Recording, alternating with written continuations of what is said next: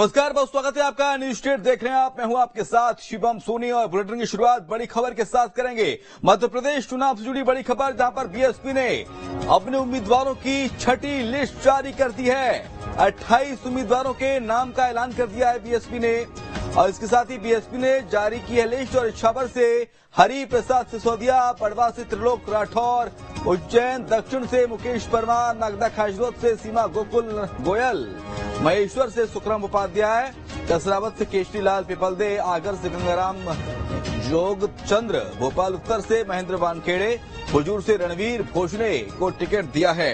गौरव हमारे साथ, हमारे सहयोगी इस वक्त फोन लाइन पर जुड़ गए हैं। गौरव, बीएसपी ने छठी लिस्ट जारी कर दी है अपनी और 28 प्रत्याशियों के नामों का ऐलान किया है। देखिए, बिल्कुल आज छठी लिस्ट जो है बीएसपी के सामने आई है और करीब 28 प्रत्याशियों के नाम इसमें घोषित किए गए हैं। सबसे बड़ी बात यह कि इन 28 प्रत्याशियों ने काफी महत्वपूर्ण सीटों पर इनको मैदानों में उतारा है। जैसे कि हम बात करें कि भोपाल उत्तर से यहाँ पे महेंद्र वानखेड़े को उतारा गया है। तो वहीं अगर हम हुजूर की बात करें तो हुजूर से अभी रणवीर भोजने को चुनावी मैदान में उतारा है। इस तरह से 28 प्रत्याशी चुनावी मैदान में बीएसपी के उतर चुके हैं। इसके अगर हम कुल प्रत्याशियों की बात करें तो अभी तक 106 प्रत्याशी चुनावी मैदान में बीएसपी के उतर चुके हैं और काफी महत्वपूर्ण रणनीति के साथ बीएसपी इस बार मध्य प्रदेश के चुनावी रंगे हमें साफ तौर पर नजर आ रही है। तो देखिए, अगर हम बात करें बीएसपी की, तो बीएसपी जो है सबसे प्रमुख दल माना जाता है दलित वर्ग का, और ऐसे में 15% जो जनसंख्या मध्य प्रदेश की है कहीं ना कहीं उन्हें पाने की बीएसपी की मध्य प्रदेश में कोशिश रहेगी। और कहीं ना कहीं ये कोशिश की वजह से जो कांग्रेस और बीजेपी जो प्रमुख दल मध्य प्रदेश के हैं, इनके वोट बैंक पर कहीं ना कहीं प्रभाव जरूर पड़ेगा। और ये हर बार चुनाव में देखा भी जाता है। अगर हम 2018 के चुनाव की बात करें तो बीएसपी उस दौरान भी कई सीटें जीतने में कामयाब हुई थी, और इस बार जिस तरीके से चुनावी रण में बीएसपी उतरी है, गौरव, आपने कहा कि बीएसपी से राजनीतिक दल जो है उनको प्रभाव पड़ेगा, असर पड़ेगा, लेकिन मैं आपसे पूछना चाह रहा हूं यहाँ पर कि बीएसपी से सबसे ज्यादा चुनौती किस दल को है, बीजेपी को या कांग्रेस को? देखिए, ये जो चुनावी समीकरण होता है ये प्रत्याशियों के ऊपर सबसे ज्यादा निर्भर करता है। जैसे कि अगर हम भिंड की बात करें, भिंड या चंबल संभाग की बात करें, अगर वहां पर अगर कांग्रेस से नाराज है और बीजेपी को वो वोट देना नहीं चाहता है तो वो बीएसपी के पास जाएगा। लेकिन अगर हम वही बात करें, अगर फिर ऐसा व्यक्ति जो बीजेपी से नाराज है और कांग्रेस के पास नहीं जाना चाहता है, जो बीजेपी का वोटर्स है, तो वो बीएसपी के पाले में जाना चाहेगा। तो समीकरण कई बार इस तरीके से बदलते हैं जो प्रत्याशी के ऊपर काफी निर्भर रहते हैं। लेकिन अगर फिर भी हम बात करें तो ज्यादातर ये देखा जाता है कि जो सत्ताधारी दल होते हैं सबका नुकसान उन्हें ही देखने को मिलता है, और यही स्थिति हमने 2018 में भी देखी थी, और इसी वजह से कई सीटें बीजेपी ने उस दौरान भी गंवाई थी। हालांकि दलित वर्ग का जो वोट बैंक है वो 15% है, तो बहुत सी ऐसी सीटें हैं जो दलित वर्ग की वजह से प्रभावित होती है।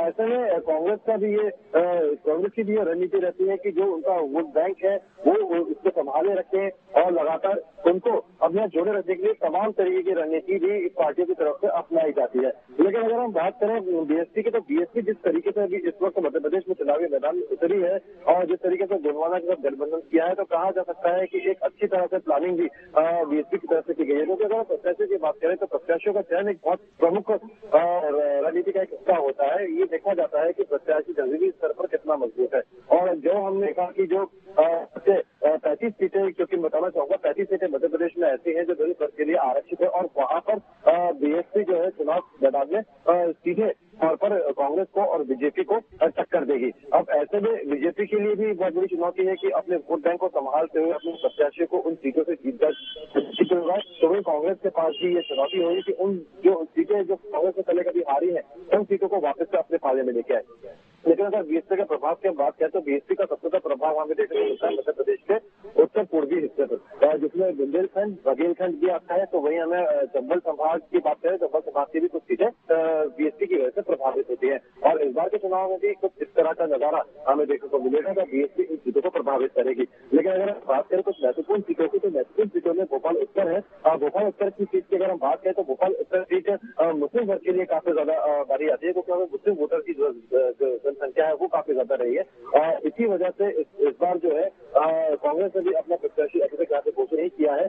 लेकिन इसमें जो है महेंद्र वानखेड़े को बीएसपी ने अपना प्रत्याशी बनाया है। तो वही अगर हम हुजूर की बात करें तो हुजूर जो विधानसभा है वो बीजेपी की सीट बताई जाती रही है और यहाँ से बीजेपी ने अपने उम्मीदवार की घोषणा कर दी है। हालांकि कांग्रेस ने अपने यहाँ से घोषणा नहीं की है, लेकिन बहुजन समाज पार्टी ने यहाँ से रणदीप भोजने को अपना उम्मीदवार बना दिया है। तो वही अगर नरसिंहपुर की बात करें तो आज महेश प्रसाद चौधरी को चुनावी मैदान में उतारा है और नरसिंहपुर से इस बार जो है प्रहलाद पटेल जो केंद्रीय मंत्री है वो चुनावी मैदान में है। तो कहा जा सकता है जो महत्वपूर्ण सीटें हैं यहाँ पे बीएसपी ने अपने उम्मीदवारों की घोषणा कर दी है और साफ तौर पर कहा जा सकता है कि एक अच्छी रणनीति के साथ है।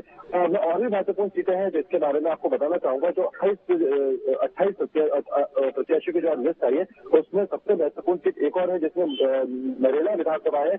यहाँ से नितिन जैन को बीएसपी ने अपना उम्मीदवार बनाया है और मैं बताना चाहूंगा कि नरेला जो विधानसभा सीट है यहाँ से इस वक्त मध्य प्रदेश के कैबिनेट मंत्री विश्वास पासवान यहाँ से विधायक है। तो वही मनोज शुक्ला को यहाँ से कांग्रेस ने अपना उम्मीदवार बनाया है। इसके अलावा बासुदा की अगर बात करें जो विदिशा की विधानसभा है यहाँ से चंदा जी को अपना उम्मीदवार जो बीएसपी है उसने बनाया है। इसके अलावा जो करीब 8 अनुसूचित जाति सीटें हैं आरक्षित सीटें हैं वहां से आज की लिस्ट में बीएसपी ने अपने उम्मीदवारों की घोषणा की है। तो कहा जा सकता है एक सटीक रणनीति के साथ बीएसपी भी चल रही है और बीएसपी की मौजूदगी मध्य प्रदेश में जिस तरीके से कहीं ना कहीं दूसरे दलों के लिए चिंता का विषय जरूर है। जी बिल्कुल। और पिछले साल भी बीएसपी ने मध्य प्रदेश में गौरव चुनाव लड़ा था, आपको याद होगा, और 2 सीटों पर बीएसपी ने जीत दर्ज की थी, एक भिंड और एक दमोह की पथरिया जहां से रामबाई विधायक बनी थी। जी देखिए बिल्कुल मैं बताना चाहूंगा आपको कि 2 सीटें बिल्कुल बीएसपी ने जीती थी, लेकिन इस वक्त का मैं आपको एक और अपडेट दे दूं कि अपने 5 और नए उम्मीदवारों की घोषणा अभी बीएसपी ने कर दी है। अभी तक जो 28 उम्मीदवारों की जो सूची जारी की थी इसके बाद 5 नए नामों की भी घोषणा जो है बीएसपी ने कर दी है। मैं बताना चाहूंगा पिपरिया से प्रतिभा अग्रवाल को उम्मीदवार बनाया गया है और ये बड़ा अपडेट है क्योंकि अभी तक 106 उम्मीदवारों की घोषणा बीएसपी की तरफ से की गई थी और अब 109 उम्मीदवार उन चुनावी मैदान में उतार दिए गए हैं। एक अपडेट मैं आपको कहना चाहूंगा। सबसे पहले जो स्थित हम बता रहे हैं कि 5 नए उम्मीदवारों की घोषणा बीएसपी की तरफ से कर दी गई है। पिपरिया से प्रतिभा अग्रवाल को अपना उम्मीदवार बीएसपी ने घोषित किया है। वही सुहागपुर जो होशंगाबाद की आप कह रहे हैं कि 5 नए उम्मीदवारों की लिस्ट और आ गई है बीएसपी के? जी बिल्कुल 5 नए नामों की लिस्ट आई है बीएसपी की अभी हमारे सहयोगी गौरव कि 5 नए उम्मीदवारों की लिस्ट और बीएसपी ने जारी कर दी है, जिसमें कहां से ये लिस्ट है, कौन कौन प्रत्याशी, एक बार बताइए गौरव दोबारा। देखिए बिल्कुल बताना चाहूंगा आपको जो नए 5 नाम है इसमें पिपरिया जो होशंगाबाद की जो विधानसभा है यहाँ से प्रतिभा अग्रवाल को अपना उम्मीदवार घोषित किया है। ये भी अनुसूचित जाति के लिए जो आरक्षित सीट है। इसके अलावा मैं बताना चाहूंगा होशंगाबाद की दूसरी जो विधानसभा है सुहागपुर यहाँ से पंचवटी अग्रवाल को अपना उम्मीदवार घोषित किया है। यहाँ से बताऊंगा ये जो सीट है सुहागपुर की यहाँ से जो बीजेपी है बीजेपी के पास इस वक्त ये सीट है और काफी महत्वपूर्ण ये सीट मानी जाती है और ये कहा जाता है कि सुहागपुर और पिपरिया जो है ये बीजेपी के घर है, बीजेपी की ये सीट है। इसमें बताना चाहूंगा जो राजगढ़ है राजगढ़ के तुलसीपुर से दिनेश चंद्र राठौर को अपना उम्मीदवार बीएसपी ने घोषित किया है। इसके अलावा खंडवा के मावंता से शंकर राव बड़गुजर को अपना उम्मीदवार यहाँ से घोषित किया गया है। इसके अलावा बालाघाट लांगी जो बहुत ही महत्वपूर्ण सीट है यहाँ से ईश्वरी मानकर को अपना उम्मीदवार बीएसपी ने घोषित किया है। इसमें से 4 सामान्य सीटें हैं और एक जो है अनुसूचित जाति की सीट है जिस पर अपने बीएसपी ने उम्मीदवार घोषित कर दिया। सामान्य एक अनुसूचित जाति की सीट जिस पर प्रत्याशियों के नामों का ऐलान और कर दिया, यानी कि गौरव जो बीएसपी की जिसको अब 6ठी लिस्ट कह रहे थे अब 7वीं लिस्ट भी थोड़ी देर पहले आई है, जिसका सबसे पहले अपडेट आपने न्यूज स्टेट मध्य प्रदेश छत्तीसगढ़ पर दिया है। जी अब बताना चाहूंगा आपको कि जो 6ठी लिस्ट अभी जारी हुई है उसी का ये एक हिस्सा है।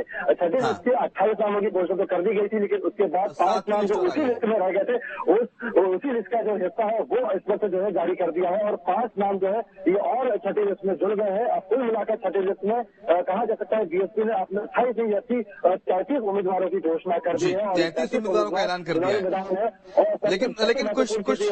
लेकिन कुछ दिनों में मायावती का दौरा भी है, मध्य प्रदेश में चुनावी रैलियां करेंगी, हुंकार भरेंगी, जिसमें बुंदेलखंड है, बघेलखंड है, महाकौशल है। जी बिल्कुल, देखिए जो अभी दौरा होने जा रहा है मायावती का, ये भी अपने आप में बहुत महत्वपूर्ण है, क्योंकि हाँ।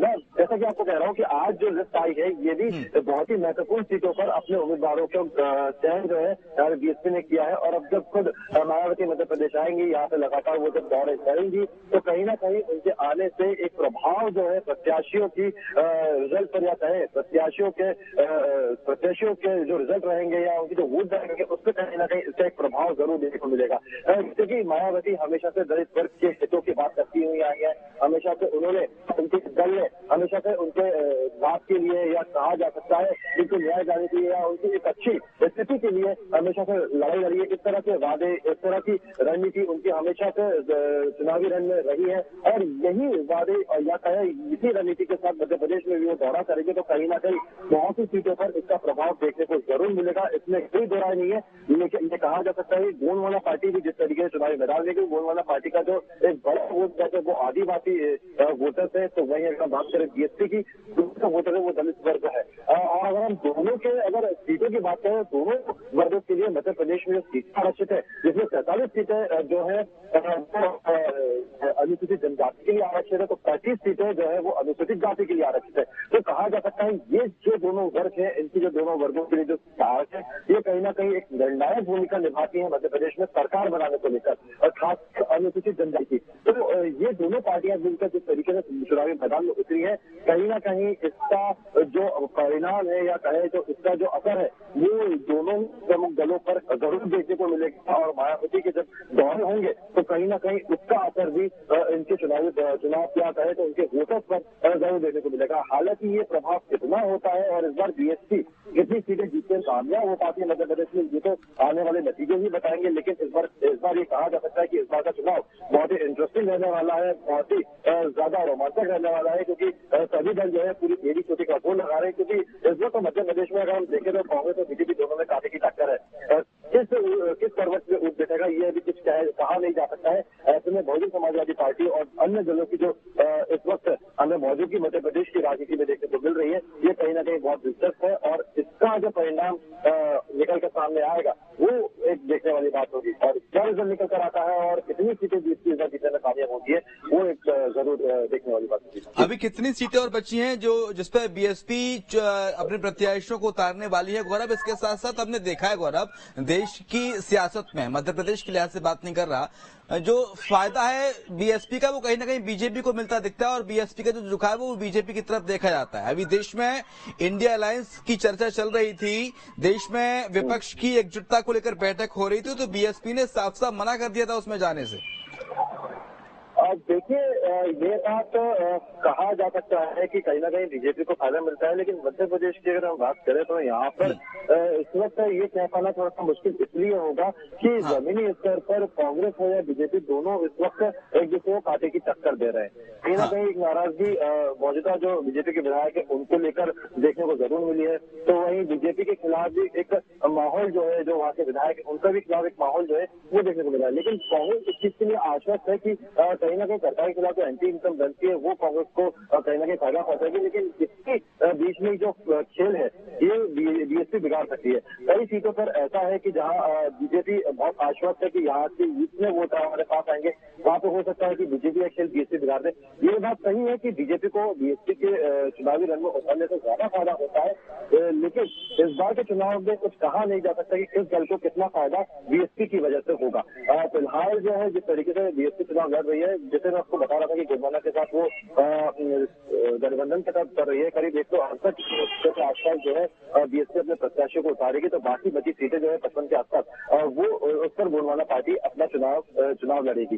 अभी 109 प्रत्याशियों की सूची है। बीएसपी और गोंडवाना पार्टी की जो जुगलबंदी है क्या रंग लाती है, ये देखना दिलचस्प रहेगा। बहुत शुक्रिया फिलहाल आपका गौरव तमाम सारी जानकारी को साझा करने के लिए।